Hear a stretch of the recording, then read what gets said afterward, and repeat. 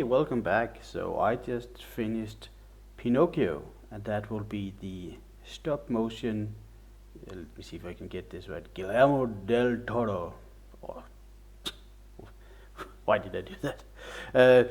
But that would be the Guillermo del Toro Pinocchio stop motion version, and I liked it. I I, I didn't love it, but I also didn't hate it. I think it was a bit too long and a little too weird for its own good. Even though I usually enjoy those things, I think it was a bit weird here in Pinocchio.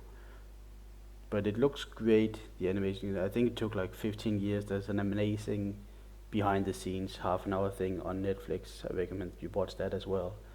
Um, this Pinocchio, I actually don't know the original book. Uh, so I can't really say how much of that it does. Of course, the inevitable comparison to the Disney version, both of them now. Um, I'm gonna get into, but I don't know the original tale. But I think I know one detail, but don't know if it's sure that apparently Pinocchio steps on the cricket in the original book, but I don't know.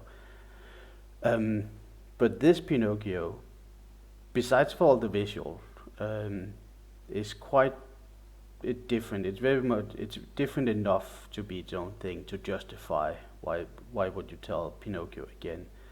Um, and as usually, I try not to spoil anything. And since this is the beginning, I feel like it's okay. Just talking about saying there's a lot of focus in this one uh, on Geppetto, his father, and Geppetto's first child.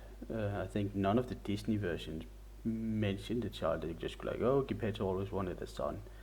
In here, there's a son, um, and that was, of course, uh, sad and dark, and but it helped to put in to, to explain Geppetto's situation and to put empathy with Geppetto and explain his motivation.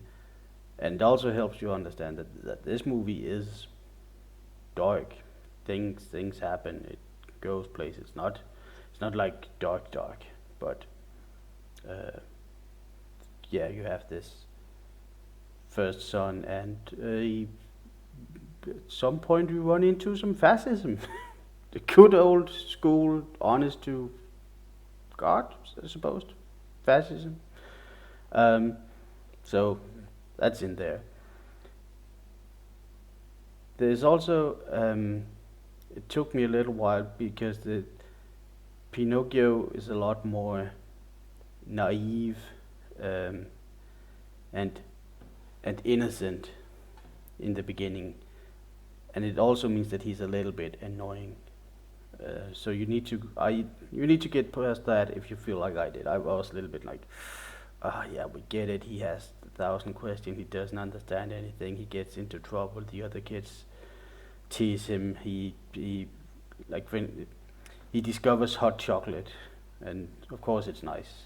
But he demands more hot chocolate, and he becomes really annoying, and he has very little situational awareness, which I guess is on point in character for uh, young boys and girls, and definitely those born yesterday.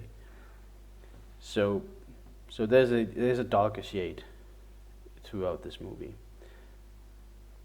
story wise. Visual, it's also not as bright, I remember, but very nice to look at with the models and the stop motion. Um, it's definitely a treat. But the theme. Sorry about that. Microphone didn't mean to hit you. Um, but the theme of like innocent lost and young boy and a cruel world is here in the movie. Um, you say it could be expected of the director in this case. But I thought it was good. It does plenty of different things to justify this being worth a watch. I'll say if you're only going to watch one Pinocchio, was gonna say this year, but we're in 2023. But if you're only gonna watch one Pinocchio, make it this one and not the live action remake. And why is it live action? There's so much of Pinocchio. There's no humans there. I guess but that doesn't matter. We had the same discussion with The Lion King. It's not live action, no matter what you call it. So a recommendation on the Del Toro version of Pinocchio streaming on Netflix that I'm not sponsored by. Why am I not sponsored by Netflix? Oh, yeah, because I have 2 subscribers and I talk into my computer. Thank you for indulging me. Recommending Pinocchio. It was nice, and stop motion, of course, is always a tremendous feat, and it looked amazing. So you can certainly do a lot worse. I recommend it. Thank you for stopping by today.